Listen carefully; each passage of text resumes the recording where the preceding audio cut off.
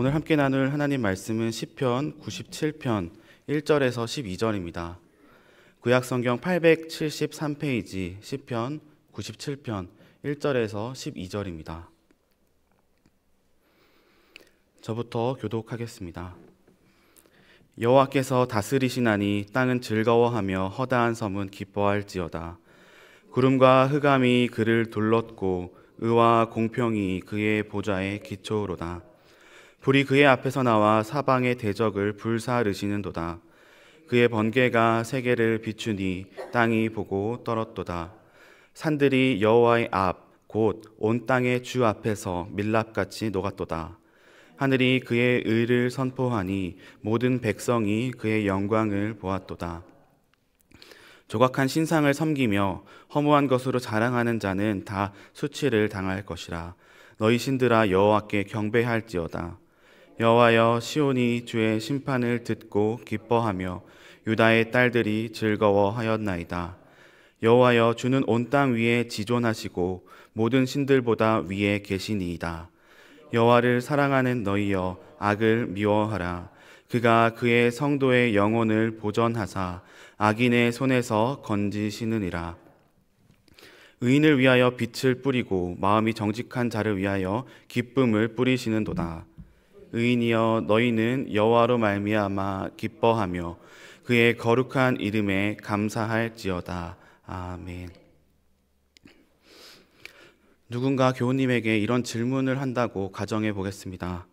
누가 대한민국에서 축구를 제일 잘하나요? 아마 열의 9분은 지체 없이 이렇게 답할 것입니다. 손흥민입니다. 그리고 이렇게 덧붙이실지 모르겠습니다. 그는 대한민국 축구 국가대표팀의 7번이랍니다.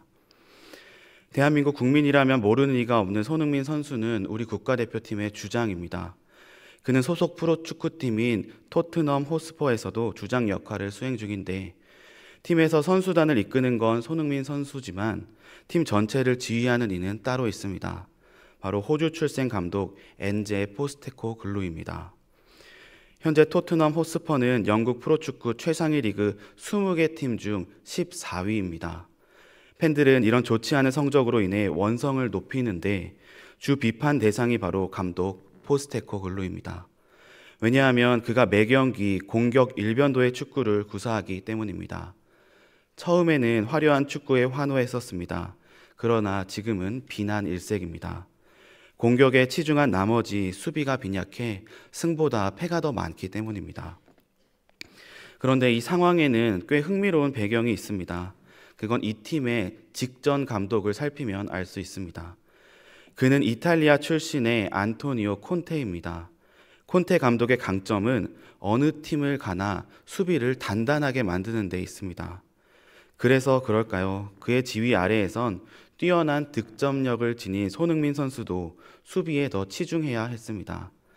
그리고 그때도 팬들은 감독을 향해 거친 말을 쏟아냈습니다. 골을 넣지 못해 이기지 못한다고 말이죠. 이 팀 토트넘 호스퍼는 올해로 16년째 트로피가 없습니다. 즉 손흥민을 포함한 이 팀 선수들은 모든 프로축구 선수의 목표 중 하나인 우승을 맛보지 못하고 있습니다. 이로 인해 몇 해 전엔 팀의 간판 스타이자 영국 축구 국가대표팀 주장인 해리 케인이 팀을 떠났습니다. 당시 매스컴은 그를 두고 이렇게 표현했습니다. 그는 언해피하다. 말씀으로 들어가기 전 먼 나라이자 성경과는 다소 동떨어진 이야기를 한 이유가 있습니다. 왜냐하면 오늘 본문 시편 97편이 앞서 토트넘 호스퍼란 팀과 같은 문제를 지닌 오늘 우리에게 해답을 제시하기 때문입니다. 그 문제는 이것입니다. 누가 우리를 감독하는가? 우리의 기쁨은 어디에 있는가? 한 프로축구팀은 30명 내외의 선수로 구성됩니다. 이때 누가 팀을 지휘하느냐에 따라 선수와 팬들의 기분은 천국과 지옥을 오갑니다. 축구팀도 이러한데 하물며 보다 큰 규모인 나라는 어떠하겠습니까? 적어도 2025년을 사는 우리 대한국민은 누가 우리를 다스리는지가 얼마나 중요한 문제인지 둘째가라면 서러울 정도로 잘 압니다. 지금 우리 사회 갈등과 혼란을 보면 볼수록 우리는 갈망합니다. 좋은 지도자가 나오기를, 그가 우리를 바르게 통치하기를, 그래서 우리가 행복할 수 있기를 말입니다. 그런데 사실 이 말은 조금 더 곰곰이 들여다볼 필요가 있습니다. 그리고 그때 우리는 여기에 어폐가 있음을 인정하지 않을 수 없습니다. 바로 우리 사람은 누구에게 지배당하는 것을, 다스림 받는 것을 싫어한다는 점입니다. 실제로 아담과 하와 이후로 쭉 사람은 자기 위에 다른 이 두는 걸 거절해 왔습니다. 이것이 우리의 본성입니다. 이들 인류의 시조부터 가장 좋은 것들만 가득 넘치게 해주신 하나님께 하나가 부족하다고, 그 부족한 걸 못 견뎌서 하나님 통치를 거절하고 그곳을 스스로 박차고 나오지 않았습니까? 그리고 이들의 죄성은 모든 인류에게 전가되어 지금까지 한치 오차 없이 영향을 끼치고 있습니다. 그래서 예부터 지금까지 모든 사람의 내면엔 이 두 논리가 양립하고 충돌합니다. 좋은 다스림을 받고 싶다. 그러나 누군가에게 종속되고 싶지는 않다. 어쩌면 이 부딪힘이 현대사회의 각종 불화와 충돌, 그리고 탈주의 시발점이라 할 수 있습니다. 이런 중 시편 97편은 바로 이 해묵은 문제에 대한 명확한 답을 제시합니다. 나아가 12절로 이뤄진 짧은 시 안에서 4번이나 언급하며 강조할 정도로 우리에게 허락된 선물까지도 보여줍니다. 바로 기쁨, 행복을 말입니다. 과연 오늘 본문이 제시하는 해답은 무엇일지 이제 살피겠습니다. 본문 1절입니다.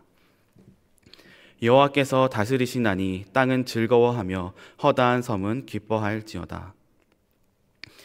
오늘 말씀은 첫 소절부터 인류의 캐캐묵은 문제의 답을 힘차게 제시합니다.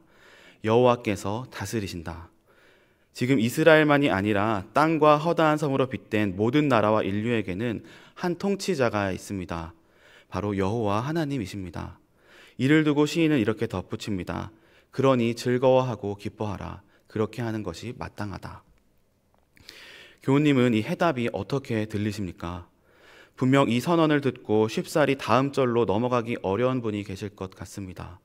왜냐하면 앞서 언급한 것처럼 우리 내면엔 누군가에게 통제받고 싶지 않은 본능이 있기 때문입니다. 그래서 본문이 무척 배타적이라 거부감이 들기까지도 합니다. 실제로 멀리 갈 것도 없이 현대사 속 여러 나라에 등장한 독재 정권이 각종 문제를 일으켰다는 걸 우리는 잘 압니다. 또 근래 매스컴을 통해 부각된 사회 문제 중 하나로 가스라이팅, 심리적 조종이란 말이 있을 만큼 누가 누구를 다스린다는 건 결코 가볍게 여길 일이 아닙니다.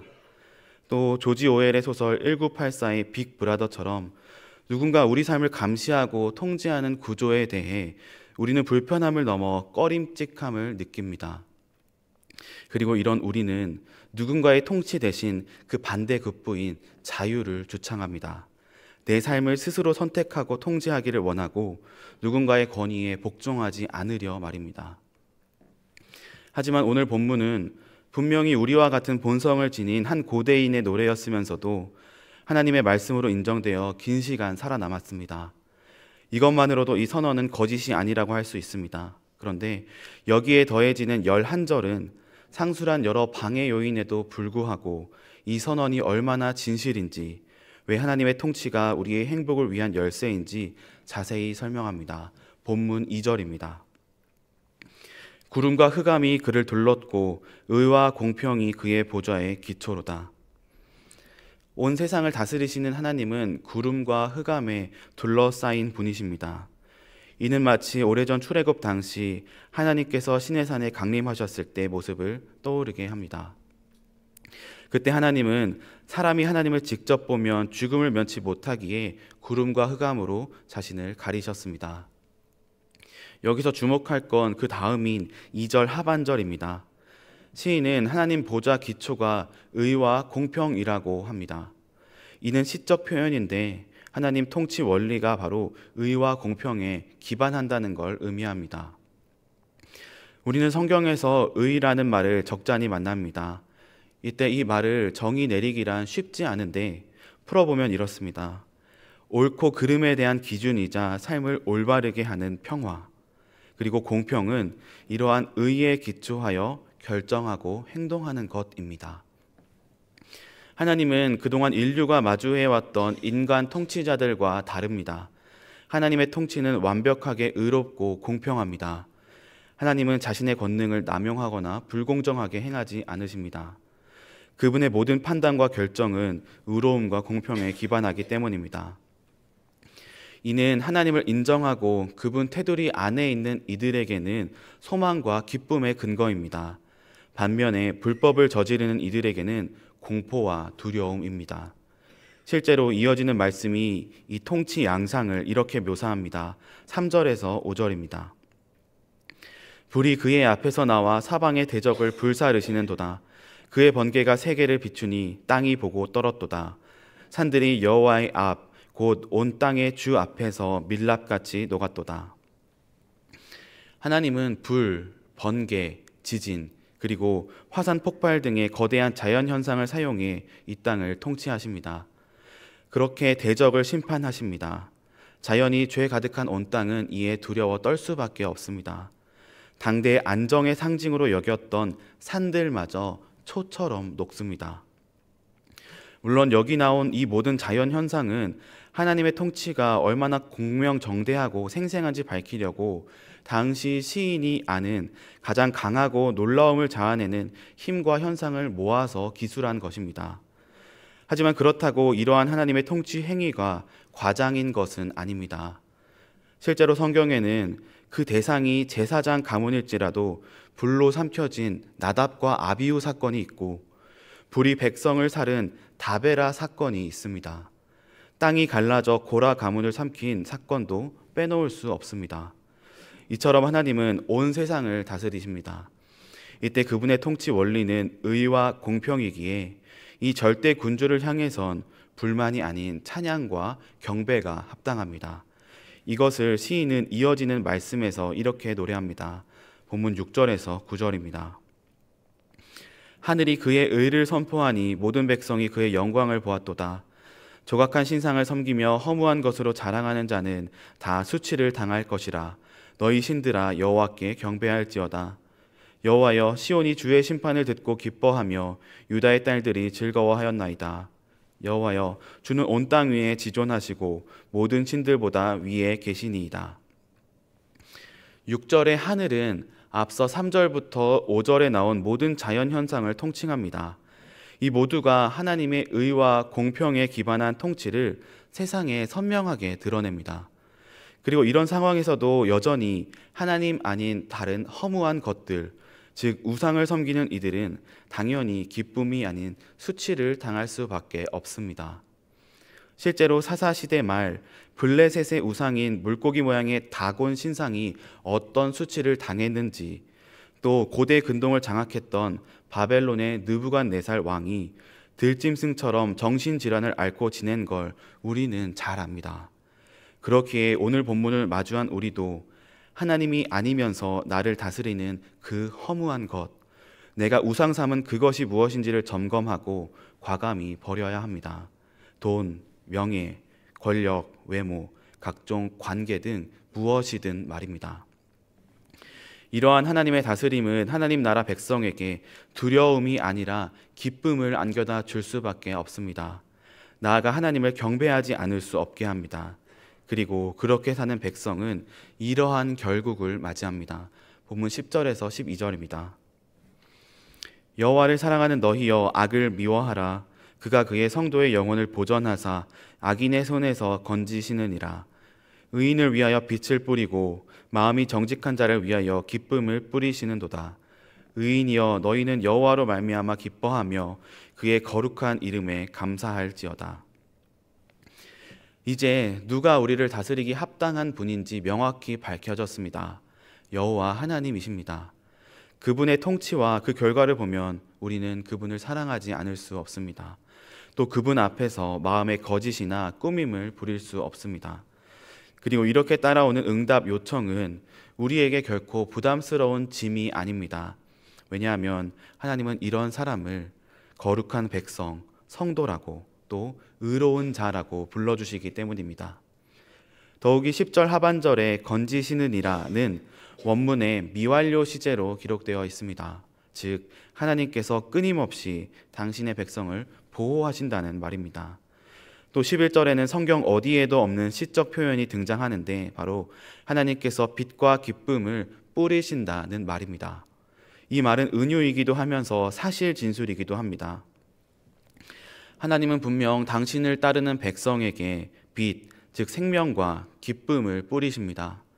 이것들은 지금 우리 안에 확실하게 심겨 있습니다. 그래서 당장은 눈에 보이지 않습니다. 그렇다 보니 되려 여전히 건재한 대적들이 커 보입니다. 그리고 우상에게 현혹되고 흔들리기도 합니다.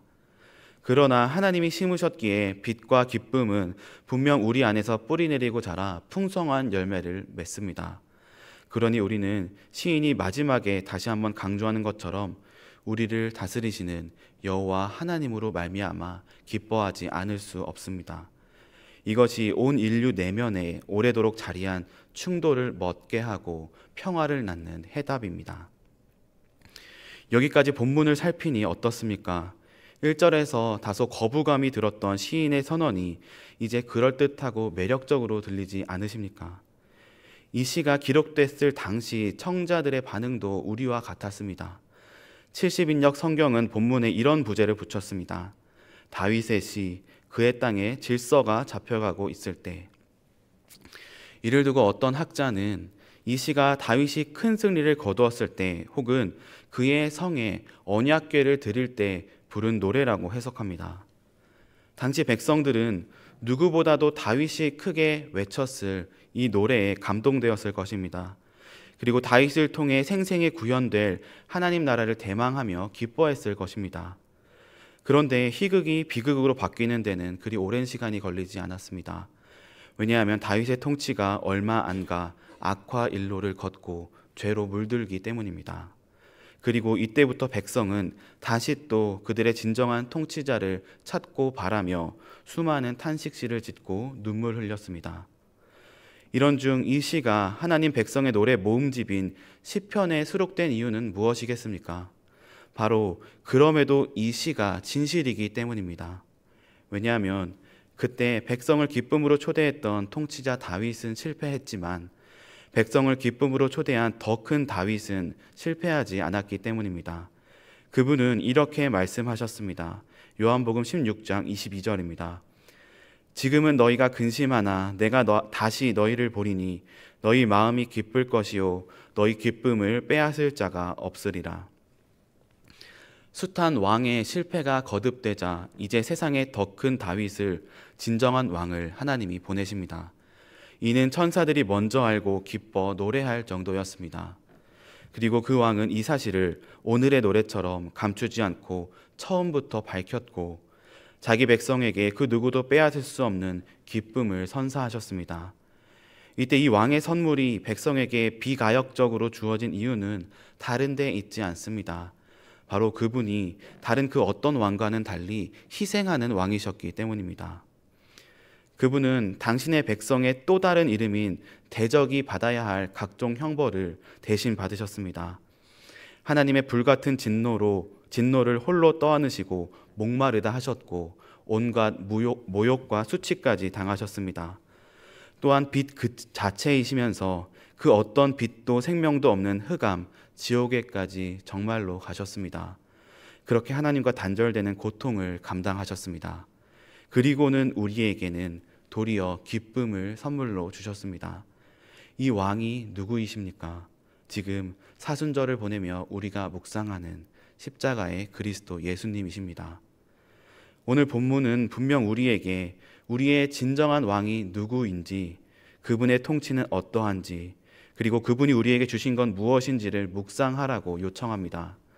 예수 그리스도, 온 인류 역사 속 그 어디에도 없는 이 희생적 왕이 우리의 통치자입니다. 이 사실을 믿으셔야 합니다. 왜냐하면 그때 비로소 우리는 참으로 기쁠 수 있기 때문입니다. 이것이 우리가 세상에서 보일 진정한 구별됨, 거룩이고 성전됨입니다. 이것을 기대하며 오늘 하루 주님을 더 깊이 묵상하고 갈망하시기를 축원합니다. 그때 세상은 우리의 기쁨을 보고 그분의 다스림에 안기고자 나아올 것입니다. 기도하겠습니다.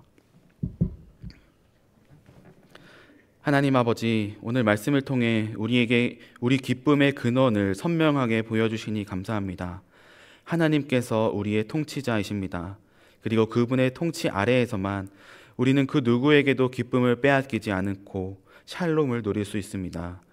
이를 위해 십자가에 달리신 그리스도 예수님을 기억하며 수치와 허무가 가득한 세상에서 기뻐하는 자로 살기를 결단합니다.